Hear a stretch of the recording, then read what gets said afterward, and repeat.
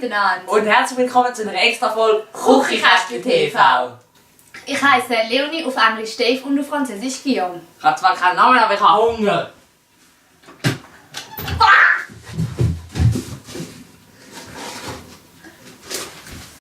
Also, Name von vorne. Ich heiße Jacqueline und ich liebe, wie sagt man es auf Deutsch? Aui, Sauerkraut. Ich bin der Basil und übrigens, so kommt Basilikum. Du, vielleicht hätten wir doch besser ein Skript gemacht. Nein, jetzt packen wir es. Du weißt schon, dass wir nicht in die Ferien gehen. Ich bin der Basil, hauptberuflich Vollspaß und nebenberuflich auch. In meiner Freizeit, die fast den ganzen Tag einnimmt, bin ich so manchmal noch so halb in der Schule. So. Ich bin die Leonie, ohne R, habe keine Hobbys und habe meinen Bruder gezwungen, weil wir YouTube-Videos machen.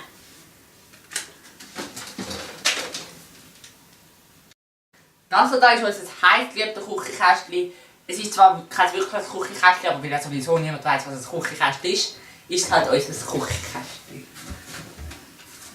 Außerdem dient es nicht nur als Stauraum für Pfirsich, Gummibärchen oder was auch immer, sondern noch für viel mehr.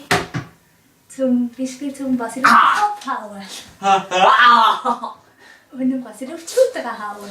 Auf diesem Kanal gibt es jeden Mittwoch am 5 Uhr mitteleuropäischer Zeitrechnung ein neues Video. Die Videos sind zum Beispiel Challenges, Comedy oder von uns selber erfundene dumme, unnötige Formate. Bald schon könnt ihr uns das erste Video auf Küchenkästchen TV, das ist der Kanal, wo wir jetzt gerade sind, schauen.